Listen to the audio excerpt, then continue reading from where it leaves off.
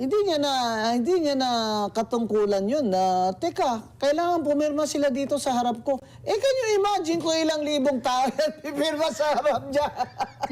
At saka confidential agents nga sila, di ba, attorney? So, kasi tingnan naman ho natin kung gaano ka-unfair, ano? Ito namang mga, what do you call this? Yung mga congressman at congresswomen, yung kanilang allowances, sila lang nagsicertify wala akong resibo yan. Nako, matagal na ho nating hindi naririnig ang boses nitong si Attorney Rowena Guanzon.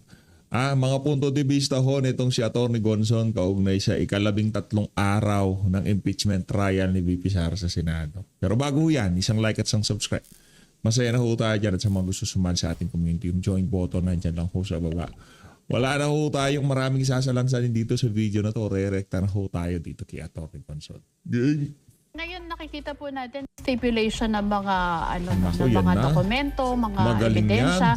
Ano po ba ang ibig sabihin Idolo nito? yan, Bakit idolo. kailangan Stipulation. stipulation? Oo. Ang stipulation, isa po yung legal term sa procedure kung saan ang dalawang parte, prosecution at depensa, ay mag-agree po sila sa isang fact.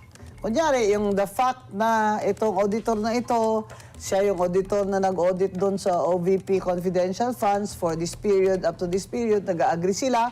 So they stipulated on that fact. Kaya tawag yan stipulation of facts. Ginagawa po yan para mapaigsi na po ang trial. Para hindi na po mag-waste ng time na total admitted naman. Di ba? Yan po ang stipulation of fact. Kanina po, balikan natin yung mga highlights doon sa trial. Medyo nagkainitan po kasi si Senator Amy Marcos at saka si Attorney Wamil dahil sa parang parang nakipagtalo yung testigo doon sa Senator Judge doon sa pagtatanong tungkol po sa nature ng handling ng confidential funds. Doon po sa paano po ba? Kasi sinabi naman po ni Attorney Wamil na hindi porket gumamit ng mga ganitong pangalan ay ibinabawal siya doon sa joint memo o joint circular na pinagbabatayan nung paggamit ng confidential funds. Pero medyo ang pananaw po kasi ng ilang mga senator judges yung kanyang opinion yung namamayani doon sa mga pagsagot niya dito sa mga pagtatanong. Tungkol po sa kaninong pangalan o anong pangalan? Marami po yung sila Mary Grace Piatos. So sinabi po ba niya na itong mga pangalan na ito ay maaring pseudonym ng ito? Kumbaga Aliases. nilagay sa alias sa confidential fund vouchers dahil nga po informant sila. Yun nga po, wala naman daw pagbabawal ang memorandum circular sa paggamit ng mga aliases. Pero bakit dito po parang hina-highlight ng prosecution? Dati po akong COA commissioner, no? As you know. So, ito pong confidential funds ay isa lang po ang opisinang nagbubukas niyan talaga ng mga dokumento na yan kung talagang susuriin nila. Yan po ang may director po yan sa Office of the Chair ng COA. Pero dito sa baba, sa bawat opisina merong auditor. Kaya yan sila ang nag-audit ng confidential funds. Okay? So, pero yung final say po dyan, yun pong nasa, taas. Yung director na nasa Office of the Chairman. Okay? In fact, napaka-strict ho nila na kung minsan ay mismong taga-COA, disallow nila. Okay? Ang sinasabi ho dyan na hindi naman pinagbabawal kung ibang pangalan o kaya ay alias o pseudonym ang nilalagay sa confidential fund. I agree with him. Kasi nga, di ba, if there are security concerns there, yung mga informants na yan ay binibigyan ng pseudonym or alias. Pero meron po silang fina-follow dyan na program of well, they call it program of work in other departments, no? But also there's a program that every office follows for the confidential funds. Okay, so for example, sa DepEd, meron silang confidential agents will identify the NPA recruitment strategies and the NPA or CPP-NPA recruitment in colleges, ganyan. So, kaya po sila may mga informants, okay? So, hindi naman nila pwedeng ilagay yung tunay na pangalan dyan, okay? Kasi, siyempre, Delikado. Oo, security concern yun. Kaya, sinasabi niya na hindi naman po illegal yan kung maglalagay sila ng ibang pangalan. Basta may tao na pumirma doon na receive niya yung amount na yun as yung panggastos niya. No? For example, pagkain. Bakit ho sila nagko-question ng pagkain? Talaga namang informants ay kakain naman talaga. Kung minsan nag-aabang sila dyan for how many days and nights sa labas, steak out, kailangan ho naman talaga nila ng pagkain. O kaya gasolina, o kaya yung hotel nung saan sila titira, o kaya may safe houses sila. Yan po ang ibig niyan sabihin kung bakit sinasabi niyang hindi naman illegal kung ibang pangalan. Attorney, ang ilan po sa pinupunto ng ilang mga senator judges, yung paggamit ng confidential funds, like dun sa, ang sabi nila, okay, sige, yung payment for information, pero naka-close and enclose doon yung medicine, supplies, equipment. Talaga po bang sakop din yun ng paggugol sa confidential funds? Dapat ho kasi na-justify yun sa pag-liquidate nila, tao dyan ng term is liquidation. Kung bakit kasama yung medicine, di ba? Bakit kasama yung hire ng kotse, yung mga ganon. Sina-justify yun. Pwede naman po sila mag-justify doon. Ang tanong po dyan, allowance ba yan ng COA, yung medicine? Nasabi ba dyan, ma'am? Meron po siya mga sinabi na mga disallowances. Oo. Pero ang tinatanong nga po, final na po ba kapag sinabi ng COA na may disallowance? Or, Hindi po. Yun nga din po ang sinasabi ni Senator Cheese at saka ng hindi ibang po. mga senator. Hindi po. In fact, kung ako ang nagko-cross-examine dyan, tatanungin ko siya. But your audit finding is based on your opinion, correct?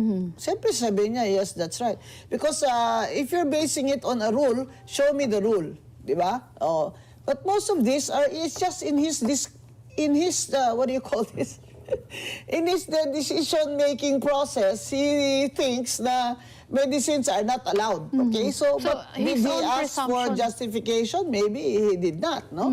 So ang tanong dyan is, yung pag-audit mo, sir, sa level mo lang yan, di ba? Hindi naman yan final, hindi ba? So, siyempre sasagutin niya, ay, tama po kayo. Hindi ba, pinapaakyat pa po yan sa regional director ninyo? Inakyat po ba ninyo yan sa regional director ninyo? At kung sakali, pwede naman po yan nilang ma-appeal doon sa Commission and Bank, hindi po ba? Tama ba ako? Sabi niya, tama. Kasi that's the procedure. Hindi naman talaga final yan at his level. So ang lumalabas, attorney, parang presumption niya kung ano man yung naging conclusion niya. Yes, kasi nga, in his mind, meron siyang, it's his thinking process na in his mind, pag informant, so sana po napunta ito, OVP, bakit may medicine? Baka in his mind, ang medicine sa DOH lang. Di ba? Kaya dapat din-justify nila sa liquidation kung para ano yan, kasi depende yan eh. Yung isa po na nabanggit ni Senator Judge Lacson, kung after daw po ba ng submission ay chine-check ng COA yung halimbawa kung totoong tao ba itong pinagamitan ng pondong ito, nasa saklaw pa po ba ng COA yun? Yung verification ng identity,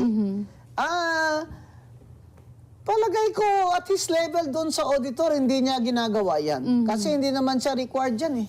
Basta may pirma dyan, tapos may alias, tapos may ng voucher, hindi niya na katungkulan yun na, teka, kailangan pumirma sila dito sa harap ko. Can you imagine kung ilang libong tao yan pipirma sa harap niya? At saka confidential agents nga sila, di ba, Opo, attorney? oo. So, kasi tingnan naman ho natin kung gaano ka-unfair, ano? Ito namang mga, what do you call this? Yung mga congressman at congresswomen, yung kanilang allowances, sila lang nagsicertify Wala Nako akong ba? resibo yan. Ilang video ko na kung pinagsisigawan yan dito sa PH update, no? Para ika nga, at least dito, meron na tayong kasama si Atty. Roy Nagonson. Ano At po yan? least, di ba? Nasa what do you call this? Procedure din po yan ng COA na dito sa mga senador at sa mga congressman, ay certification lamang yan. Hindi po kailangan magpakita ng resibo sa kape, sino kasama mo, meeting mo, ganyan-ganyan. Oo. So, attorney, dun sa napapansin po natin dito sa pagsisimula ng paglilitis sa Article 1, may napatunayan na po ba ang prosecution? Kasi they are trying na ma-prove nila na yung Misuse. confidential funds binulsa ni VP Sara. At yun ay graft and corruption. Diba? Yun ang impeachable offense. Graft and corruption. Na ang source ay ang confidential fund. Pero kasi at this level, ayoko naman hong pag-usapan yung baka may iba pang level sila ng audit, hindi naman po yan niya makukonclude na binulsa yan. Kasi kahit tanungin mo siya in your opinion, let's say expert siya, let's say he was qualified as an expert witness dahil po auditor siya for 20 years. Ito bang disallowance na ito na may kulang ang mga resibo o hindi official receipt? Ibig ba sabihin nito ay binulsa ito ni Vice President Sara? Siyempre sasagutin niya, hindi ko po masasabi yan. Hindi ba? Kasi hindi naman niya alam di ba?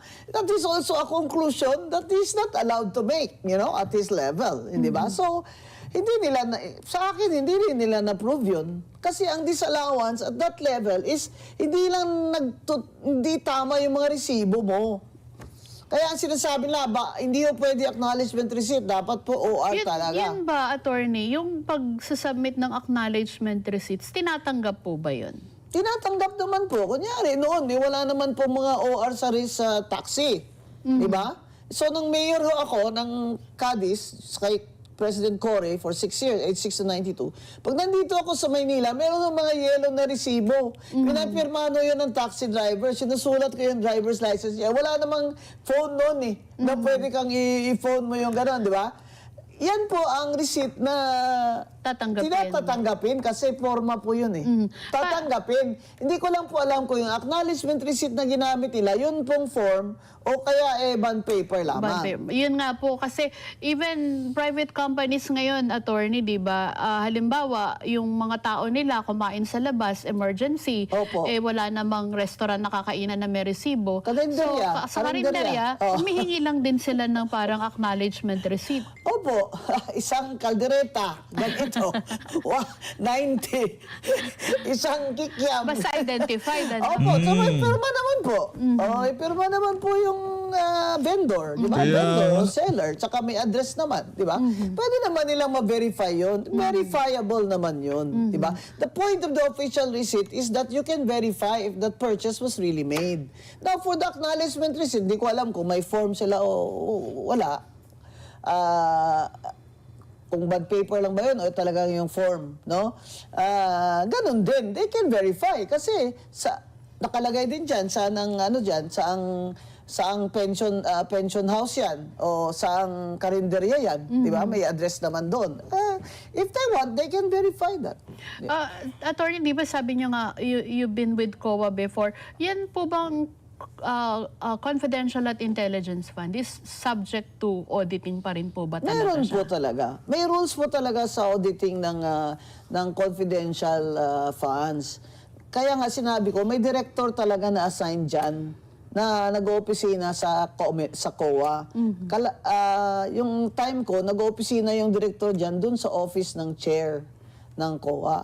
At yan siya, nag-audit yan siya ng kahit nga mga commissioner, ino-audit eh. Di ba? Kahit nga commissioner, pwedeng mag-disallowance eh. Di ba? Ino-audit din nila. Pero yung confidential fund kasi, ma'am, yung pag-liquidate kasi niyan, naka-sealed envelope yan sila eh. Di ba? Kasi nga confidential. Tapos kung audit time na, tsaka nila bubuksan. Ngayon, may sariling rules talaga ang confidential funds. Pero most of the time, the usual audit rules will apply na official receipt or justification or yung sinasabi nilang hotel, ganun. Eh, kung kailangan ho talaga ng hotel, Siyempre, i-accommodate naman niya yung sarili niya kapag nag-stay hindi naman ho pwedeng. Tsaka hindi lang po ang agents. Yun pong yung kanilang supervisor. Yung pong taga-OVP na nagsuspus or DepEd na let's say security consultants na nagmo-monitor sa kanila will also need what do you call this, temporary shelter or places to stay like pension house, hotel, ganyan. Kaya po pag sinabi niyo malaki masyado yung bill sa pagkain, ay talaga naman pong malaki dahil madami nila tapos ilang buwan po yun. Hindi po ba? Kung gusto niyo, di buksan niyo rin yung lahat ng mga allowances ng mga congressman kung saan napupunta yung kanilang magkano ba allowance sila dyan Malaki every ang month. allowance nila. Importante Bakit yan sila pirma lang? Wala silang resibo, ma'am. Yung isa po na napag-usapan kahapon at ipinresenta ni Attorney Michael Powa, yung isang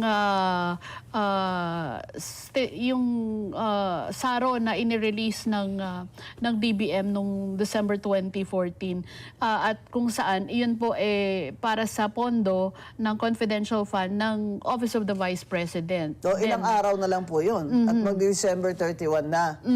Then, Vice President Binay po. Ang sinasabi kasi ni Attorney Wamil, wala silang ibang na-audit na confidential fund ng Vice President, maliban kay Vice President Sara Duterte.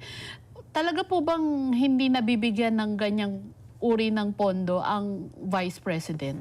Depende naman po yan sa Congress. Kasi binigyan si Jojo Binay, VP Binay, meron. Magkano ba yun? Tapos it turns out na ito palang auditor dito ay sinabi niyang never siya naka-audit ng ibang vice president. Yun pala na-audit naman nila. Di ba? Na-audit naman ng COA. Agency ng office nila. Yeah, oo. Pero irregular ba na magkaroon siya ng discretionary confidential fund? Hindi naman po. Kasi nilagay nila yan sa budget eh. Nasa Congress po yun kung binigyan nila. Gaya sa amin sa COMELEC noon, gusto ng chair namin si Bautista na meron kaming confidential or intelligence fund. I objected. Kasi sabi ko, sino naman ang intelligence natin dito? Bibigyan lang natin ng mga extra allowance itong mga police na ito at mga military and for what? Di ba? Hindi nga sila marunong mag-solve ng problema ng hacking. Di ba?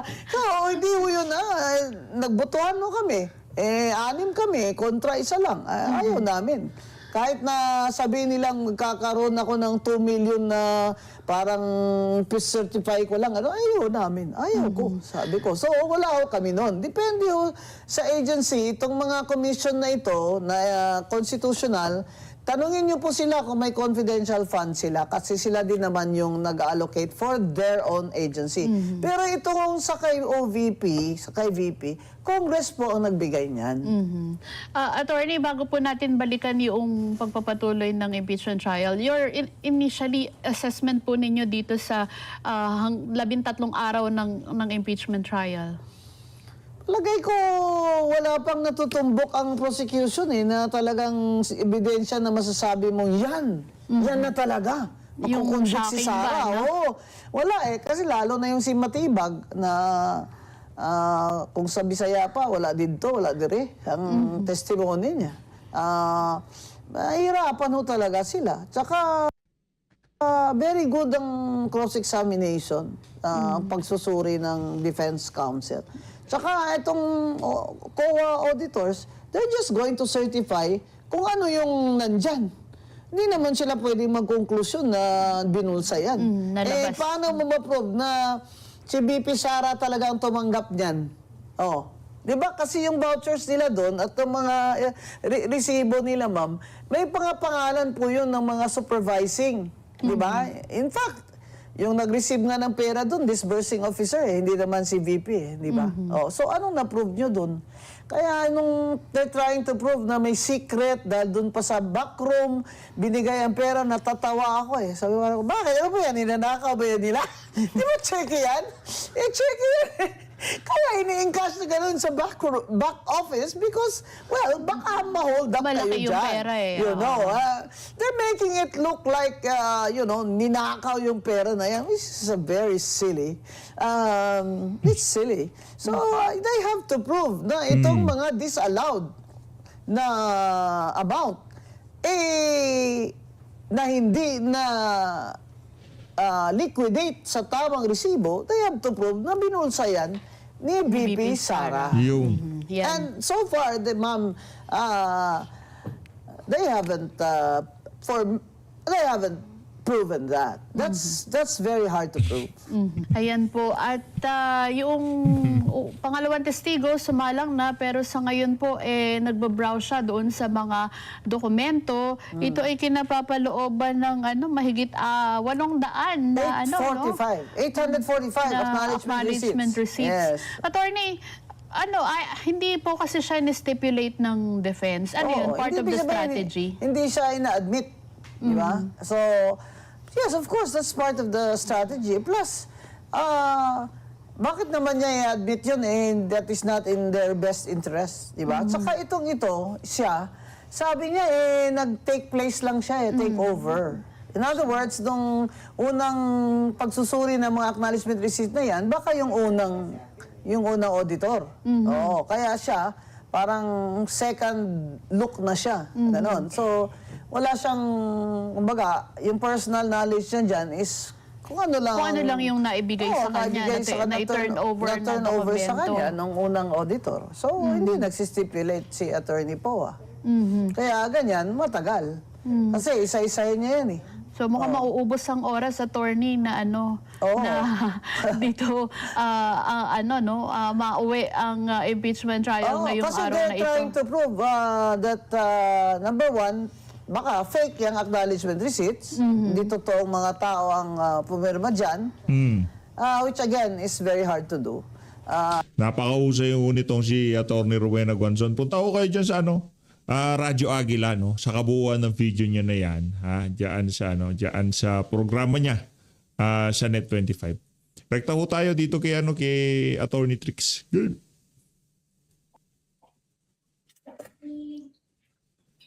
Yun, sa Atty. Trix dapat pasadahan ho natin to. Hindi pwedeng di ho natin pasadahan to.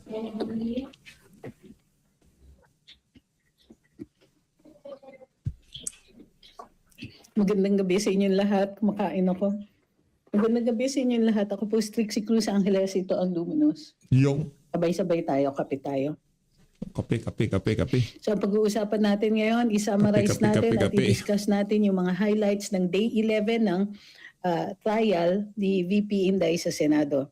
Bago tayo magpatuloy, huwag pong kakalimutan like, share, follow, and subscribe. Nadalian na naman ito. Okay?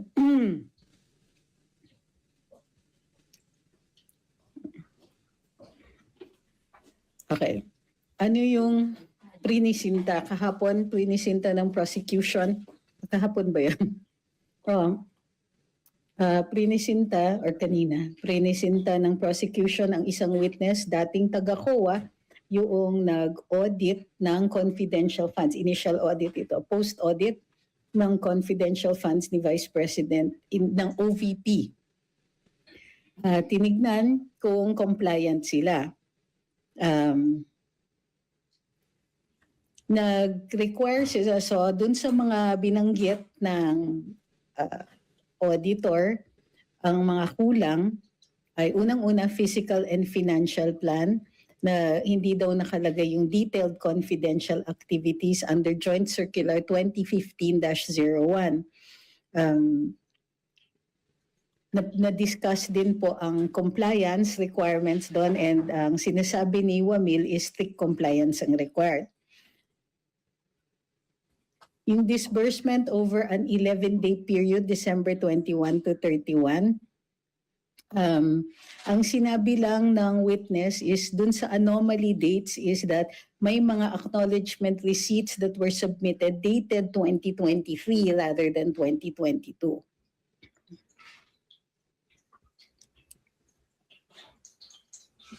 Hindi walang accomplishment report. Hindi po detailed ang tinatawag na physical and financial plan. So on certain disbursements, walang specificity, walang nakalagay doon kung na-accomplish kasi rewards yon. So with certain expenditures, nire-require yung accomplishment, but not all of the disbursements require that. Doon lang sa rewards. So para malagay, dapat nilagay doon na completed yung yung operation for which the person was being rewarded. So, may acknowledgement receipts, and yung iba, some of the purchases of supplies were backed by acknowledgement receipts, but not ORs. So, pero yun, na-i-explain yan yung mga ganyan maliliit na bagay yan sa liquidation.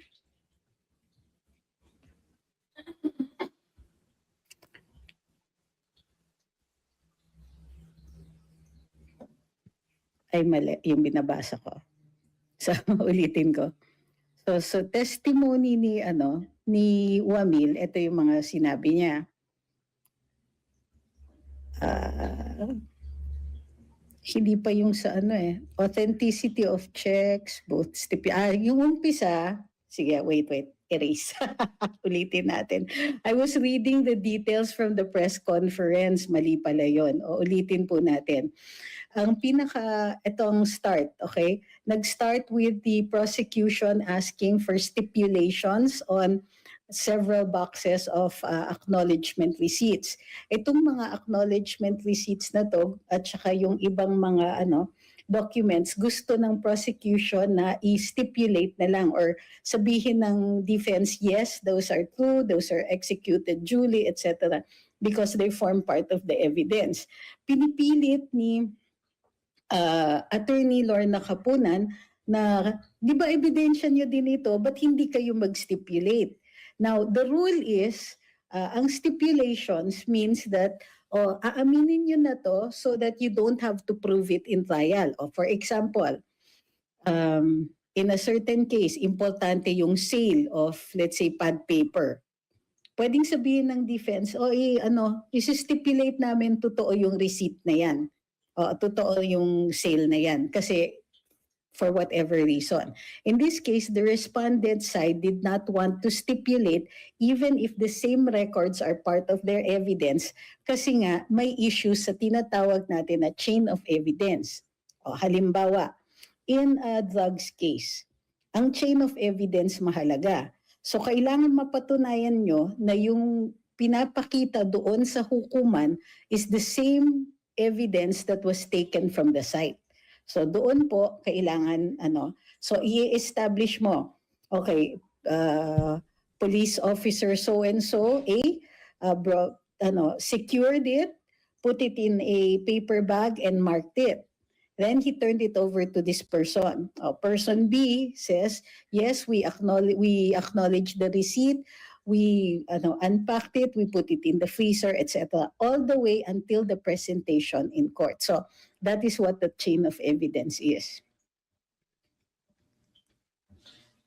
So another issue was yung pagbabasa ng witness ng sarili niyang notes, pero hindi na inobjekta ng respondents.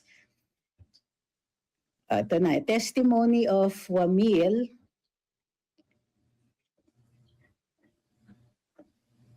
Audit compliance for confidential funds requires strict compliance. That's number one. Yung Wala na ho eh. Yung interest ng mga kababayan natin dito sa impeachment na to sobrang baba na ho. Talagang pansin din ho natin sa mainstream media, kahit sa social media. Hindi na ho masyadong, wala nang ganong karaming engagement pagdating sa comment. Kumbaga pag nakita, dumaan sa feed nila, scroll na lang. Hindi kagaya nung yung unang article, yung grade threat. Medyo, ika nga, dahil medyo malapit sa bituka na sambayan ng Pilipino yung kasi sino ba naman ang hindi napagbantaan, sino ba naman ang ika nga hindi nagalit. Kumbaga maraming feelings ang nasagasaan doon sa particular na article na yon. Pero dito sa mga susunod na article wala eh. Kahit paano nila ipilit na may ninakaw hindi ho talaga mai-connect eh. Di ba? Maging yung witness nila noong tinanong siya nitong si Jesus Escudero kung yun bang pag nagbigay ng humatol ang COA, final na ba? Hindi niya masagot ng maayos eh.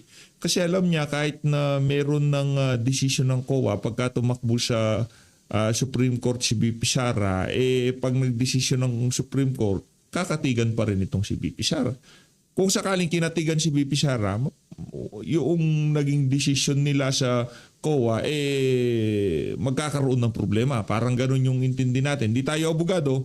Kumbaga, kumbaga doon sa layman lang. Kung hindi yung, hindi kagaya itong si Atty. Trix, matatalino yun, malulupit yung mga yan eh. Kumbaga yung pagkakaintindi natin, karamihan ng mga manunood, ganun yung pagkakaintindi nila na yung witness ng prosecution, maging siya hirap na patunayan na mayroong linabag. Mula sa pagkuha ng pera sa bangko hanggang sa pag-submit ng mga record sa COA, hirap na hirap po ang prosecution na pakita na mayroong problema itong si BP Sara. Yun ang ating observation dito. Ngayon kung mali tayo, wala naman yung problema dyan.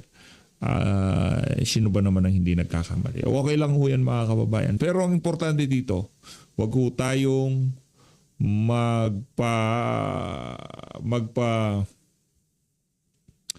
magpalinlang. Tuloy-tuloy lang ho tayo sa ating ika nga paninindigan. Yun lang ho yun. No? Pero para pansinin pa yung mga talinista tesemada, hayaan na ho muna natin sila. Kasi pagdating ng 2028, talagang aararuhin ho natin yung mga walang yan. Hindi na siguro na natin aararuhin yan. Hanggat maaari, ika nga talagang pinipigilan ho natin na sarili natin baka. Sa prohibited expenses, meron siyang pinoint out na there are certain expenses that will not be allowed. In other words, disallowed expenses ito. So ang findings niya hindi non-existent. Kulang yung physical and financial plan kasi kulang daw yung confidential activities. Ngayon mayroon daw improper na disbursement voucher pero nagkamali doon sa date. Cash advance was for calendar year 2022 instead of the quarter, first, second, or third quarter. Okay.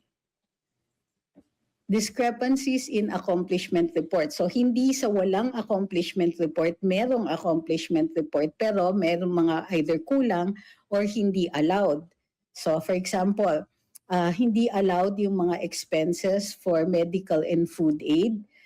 For travel and incentive expenses, kulang daw yung documentation and operational nexus. Tapos yung sa rewards, kulang yung documentary proof establishing the success of the information gathering or surveillance activities by informers.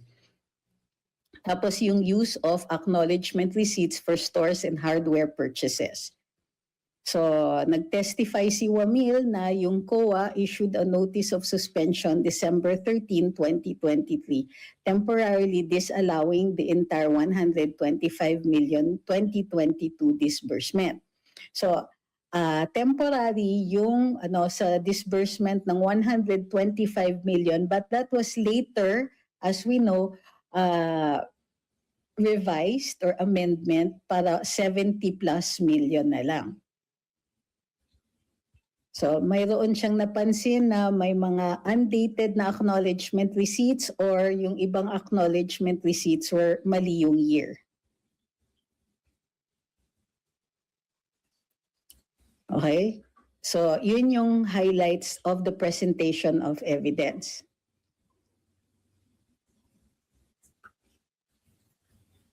OVP pa lang ito, wala pa yung sa DepEd. Okay?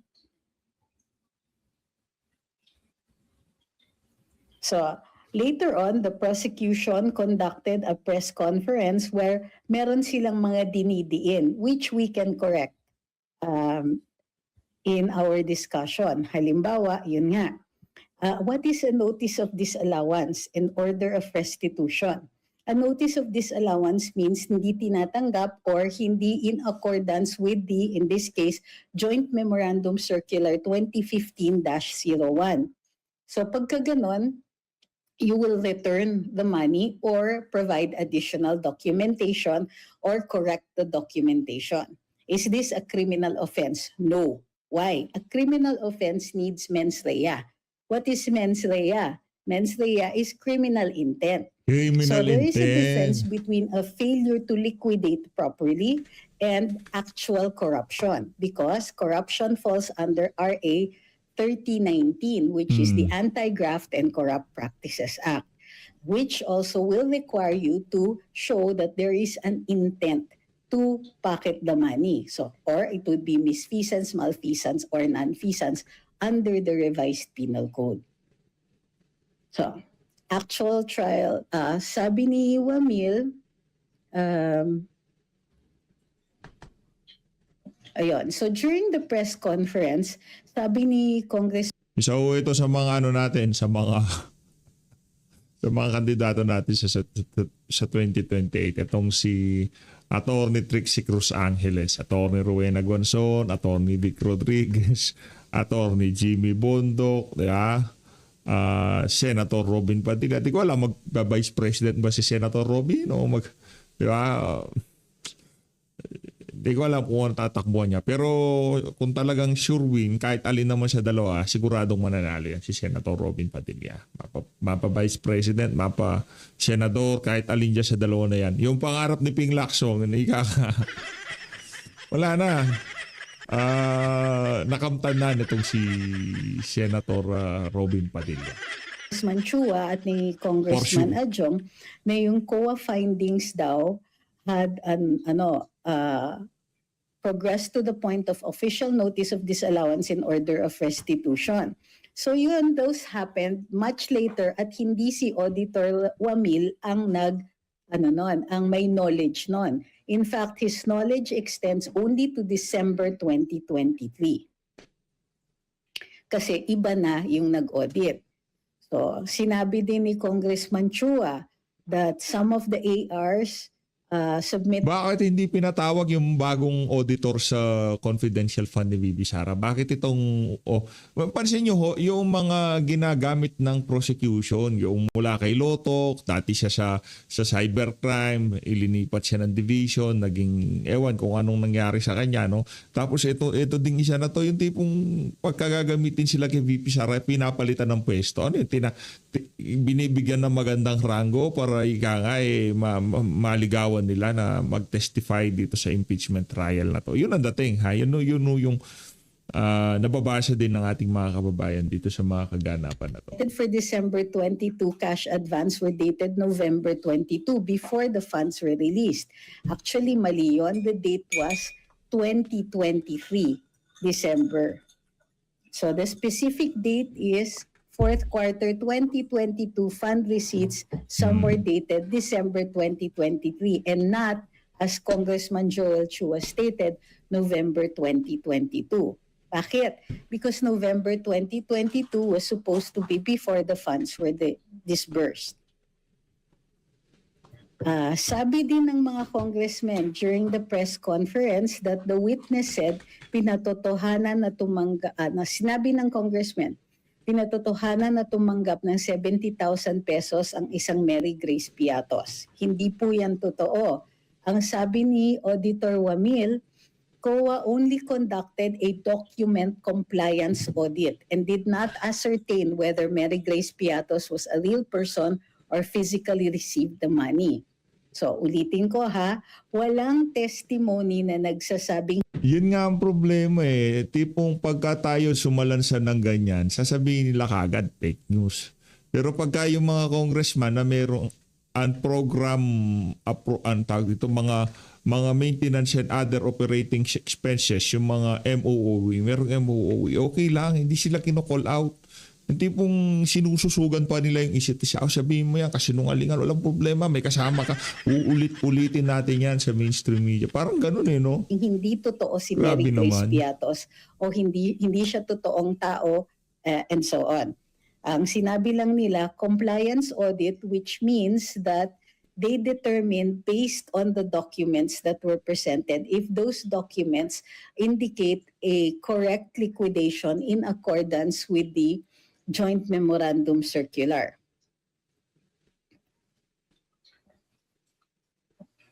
So marami pa silang ibang mga assertions that are not supported, which you can ask about in this part of the of our discussion. So let's look at your questions.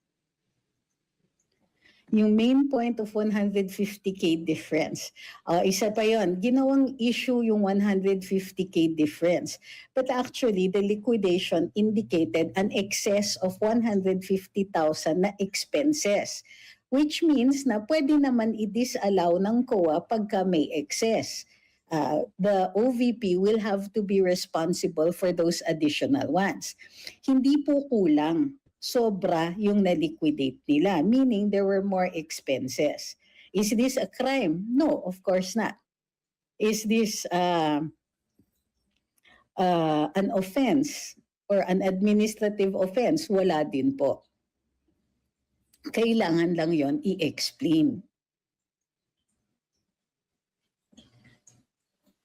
Sabi ni Tapping Law, technicality, sabi nila hindi dapat masyadong technical. Oo nga eh, but here we go.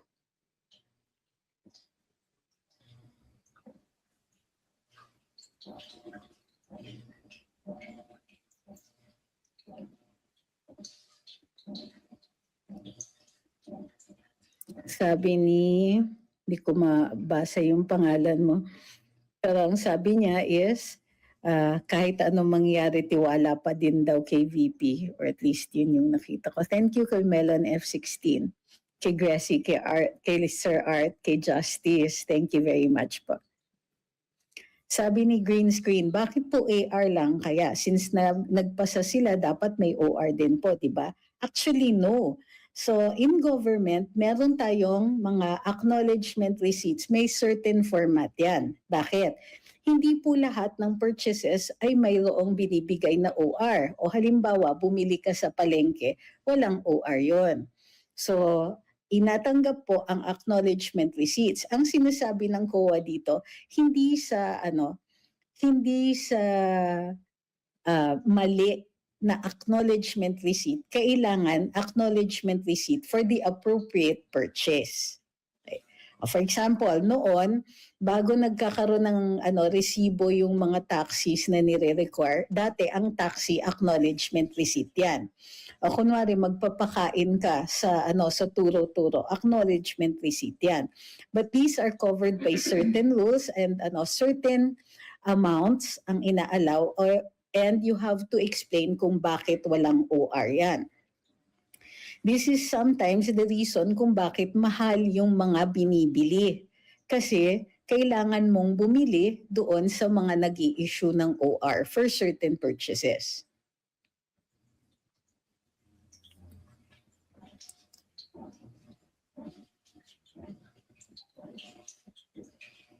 So yung mga requirement for rewards, I think I agree with that one. What the OVP should have done was to present yung a more detailed accomplishment report. So ayun, actually that should have been done within the period that they were provided for. So kung hindi sila nag-comply within that period, then the disallowance would most likely issue talaga. Now, why am I so calm about this? Because these allowances are not necessarily a sign of corruption. It is not necessarily an indication that somebody pocketed the money. It is an indication na mali yung pagka-disburse or mali yung pagka-liquidate.